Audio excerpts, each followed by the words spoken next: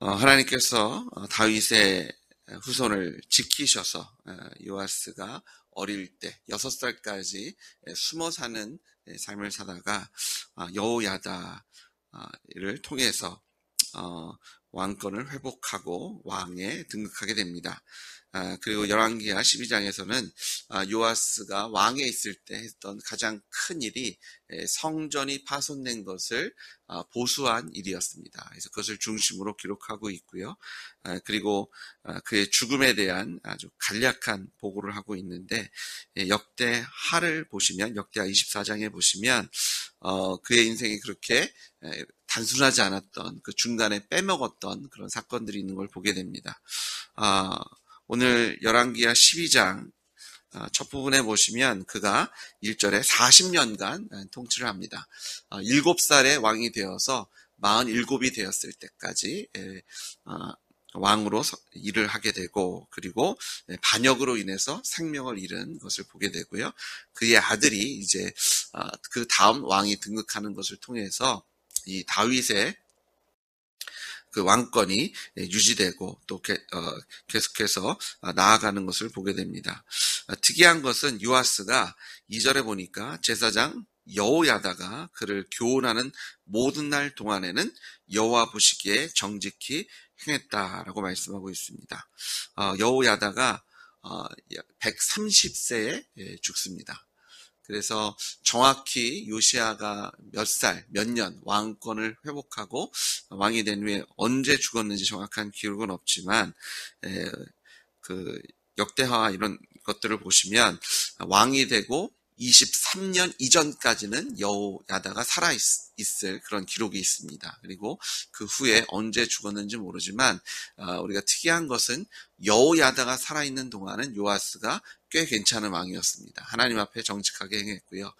그가 성전을 보수하고 하나님 중심의 그런 신앙을 이제 회복하려는, 그리고 여호야다가 행했던 그런 종교 개혁에 동참해서 하나님께서 참 정직하게 행했던 왕으로 기억되고 있지만, 이 성전 보수가 끝난 후에 갑자기 반역이 일어나고요.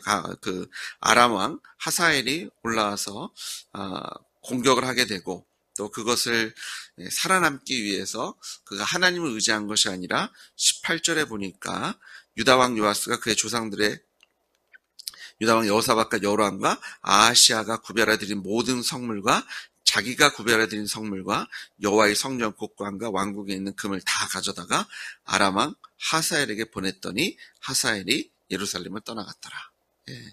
아마도 여호야다가 이 당시에 살아있다면 이렇게 전쟁을 치르지 않았을 겁니다.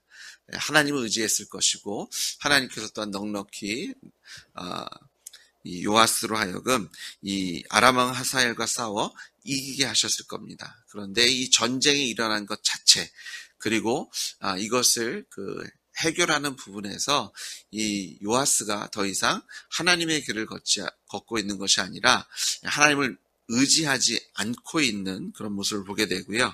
이 중간에 빠졌지만 역대하의 기록을 보시면 역대하 24장 15절에 여호야다가 나이가 많아 늙어서 죽으니 죽을 때가 130세라라고 되어 있고요. 이 여호야다는 특이하게 대제사장이었지만 다윗성에서 여러 왕의 묘실에 장사됩니다. 그러니까 왕의 묘실에 장사되는 특권을 누립니다.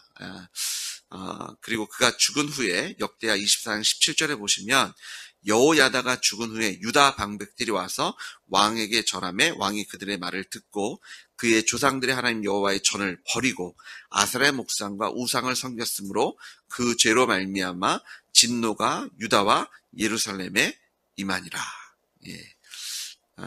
아람 왕 하사엘이 갑자기 쳐들어온 이유가 여기에 있습니다.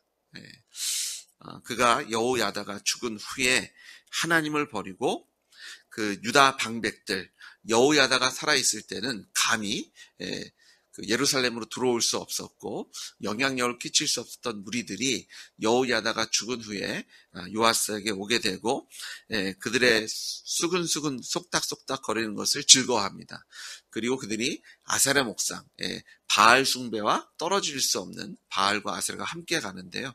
아세라 숭배, 그런 바알 숭배를 다시 회복시키고자 하는 그런 일들을 하게 되고 거기에 동조한 요아스가 우상 숭배에 빠지게 됩니다.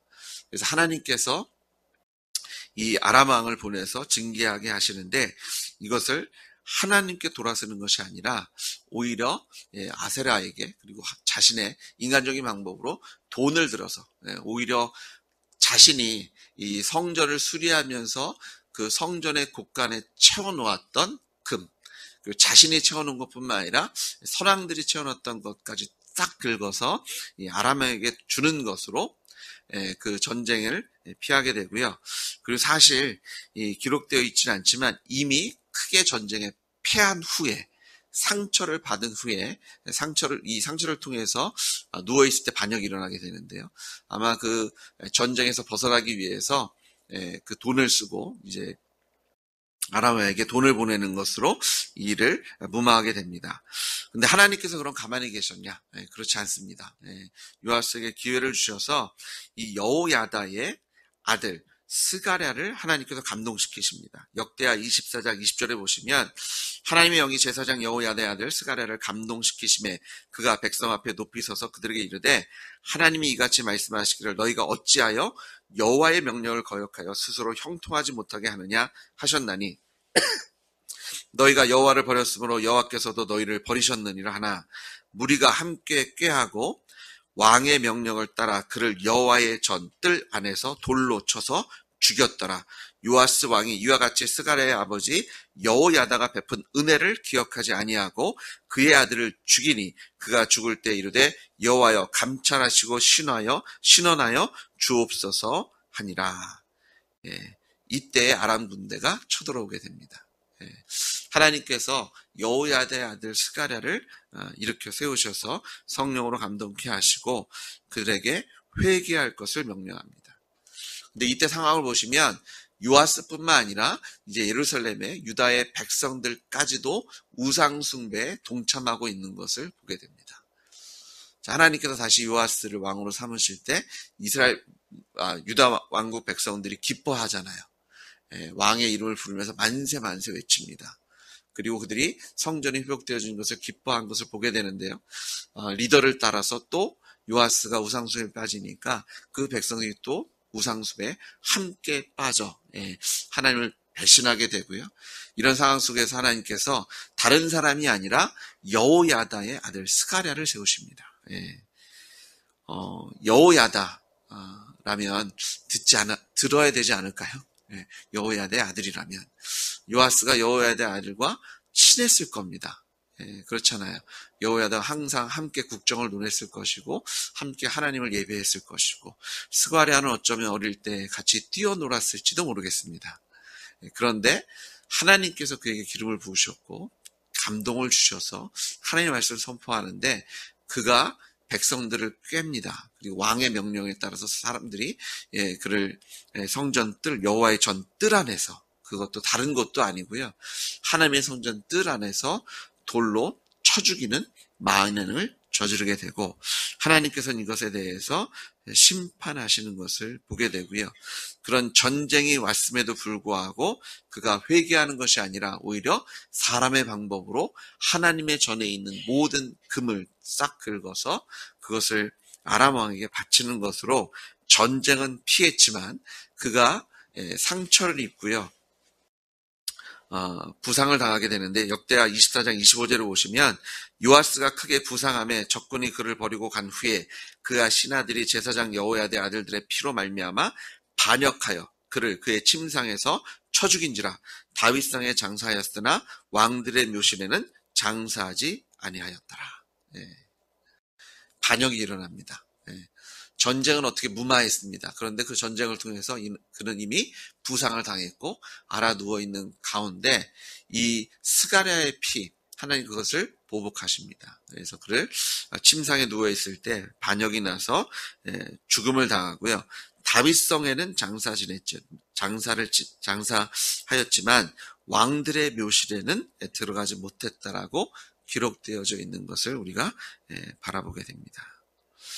40년의 왕의 그런 통치 기간 동안에 한 23년 혹은 한 30여 년은 이제 여호야다가 언제 죽었는지 정확한 기록이 없기 때문에 확인할 수는 없지만 그때까지는 하나님 앞에 정직하게 행했지만 여호야다가 죽은 후에 하나님을 배신하게 되고 아세라 우상을 숭배하게 되고 또 하나님께서 기회를 주셨음에도 불구하고 오히려 하나님의 사람을 돌로 쳐 죽이고 또 전쟁을 일으키셔서 하나님께서 또 다른 경고를 하셨음에도 불구하고 그것을 하나님께 돌아가는 것으로 회개하는 것을 해결하는 것이 아니라 금으로 해결을 하고 그런 중에 하나님께서 진노하심으로 죽음을 맞게 되는 요아스의 인생을 바라보면서 정말 하나님 없는 인생이 이렇게 비참합니다. 하나님께서 함께 하시는 복을 누릴 때 참 좋은데요. 하나님을 버리는 순간 하나님을 하나님 인정하지 않고 자기가 주인 되고 또 하나님의 귀한 일꾼들을 막대하고 오히려 돌로 쳐주는 것을 통해서 적극적으로 대적하는 자리에 서게 됐을 때 하나님께서는 그를 용서하지 않으시고 심판하시는 그런 하나님의 손길을 우리가 바라보게 됩니다.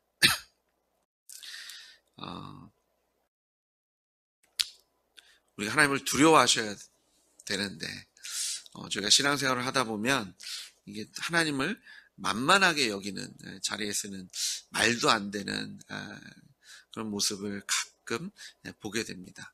하나님은 사랑이시니까 내가 무슨 짓을 저질러도 다 용서하실 거야. 하나님은 공의의 하나님이시고요. 사랑의 하나님이시지만 또한 공의의 하나님이신 줄 믿습니다. 하나님을 경외하십시오.